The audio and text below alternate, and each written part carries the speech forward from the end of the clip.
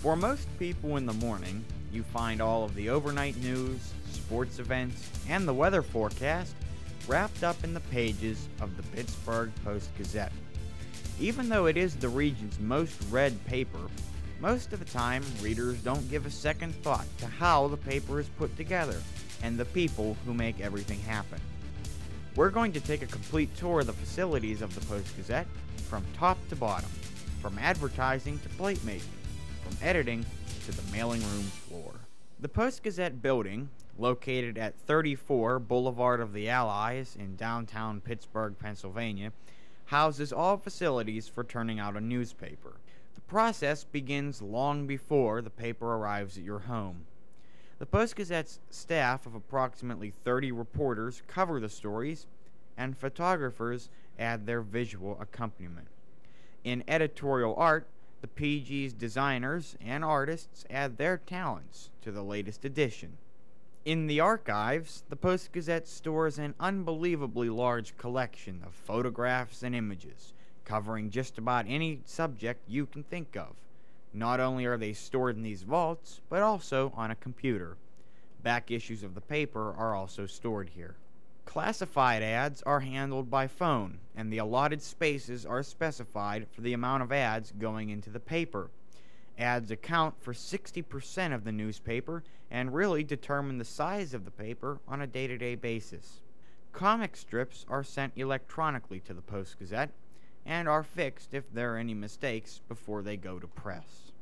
Finally, all of the stories, art pieces, ads, and comic strips are put together to form an electronic version of the newspaper.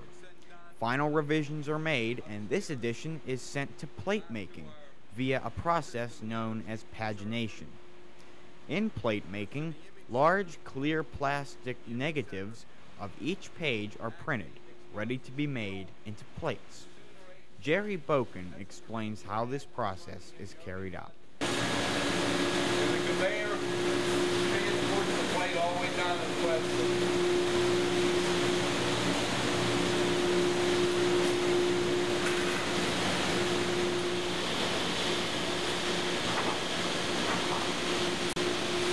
Put on top of the negative, so now any clear part of the negative, the light's going to shine through and expose the plate.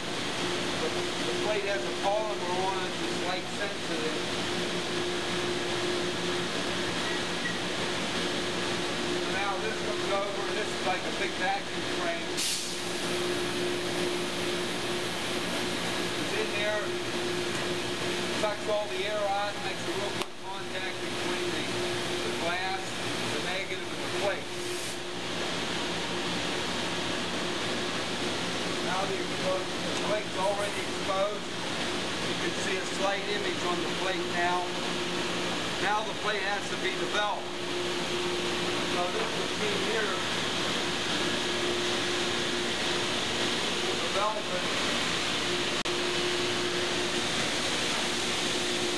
The machine inside has a powerful motor that pushes water through spray nozzles. And the spray of the water dissolves the unwanted polymer, which develops the plate. Anything that remains on the plate will be the printing surface. And all that's in there is just water, hot water. About 130 degrees. What it is, I can actually put my hand in it, but it's pretty warm. You wouldn't want to leave it there. But the water going through the nozzles right now actually acts like a jacuzzi action to the plate. That's what helps stir it up and develop it. You can see the plate riding along the conveyor.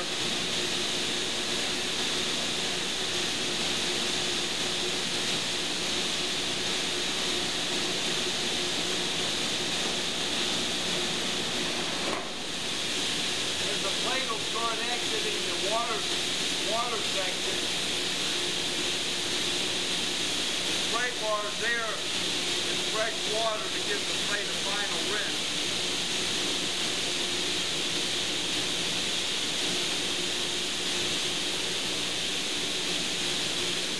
This machine holds 164-gallon of water.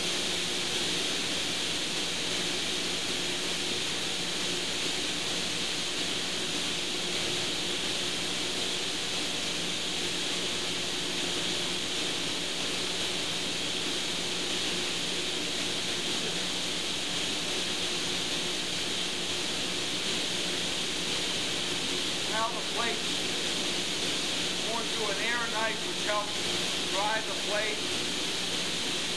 Then in the back section is an oven.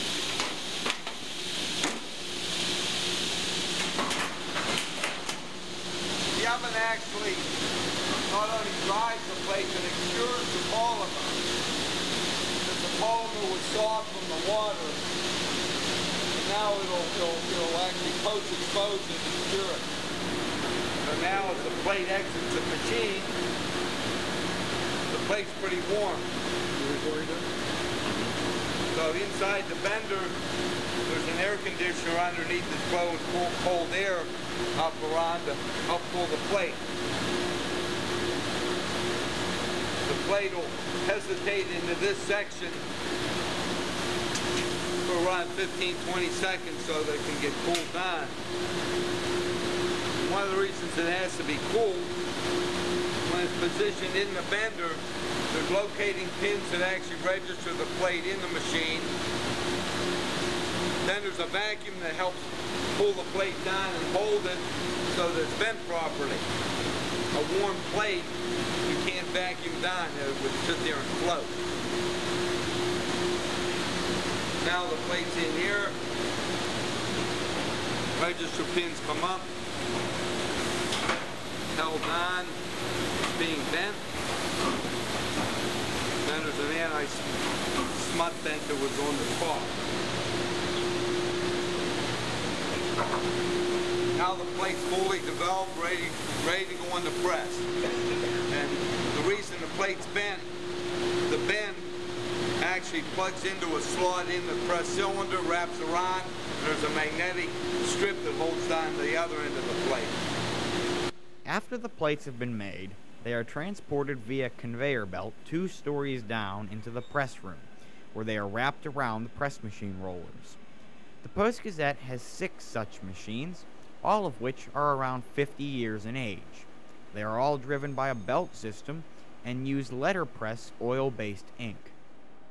Underneath the press room is the reel room. Here is where the huge 2-ton reels of newsprint are fitted to the machines above them. The Post-Gazette goes through 300 to 500 reels a week, or around 600 to 1,000 tons of newsprint.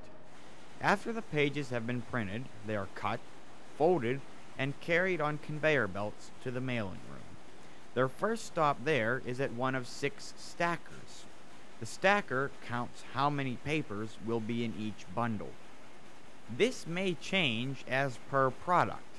For example, these machines count out the number needed for a Sunday paper, the Saturday early edition, the daily paper, and all the supplemental sections for each area around our region. The bundles are sent down a conveyor belt to the strap machine, where all the papers are secured tightly together.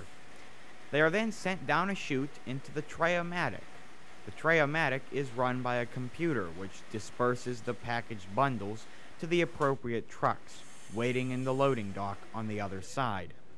The bundles are loaded aboard and taken to one of 19 regional central delivery areas. Once the papers arrive, other drivers operating from that particular central delivery area print out a galley sheet informing them where they are to make their deliveries. This changes frequently, as the paper is always getting new customers. After that, the papers are taken to stores, businesses, schools, libraries, and to your front door.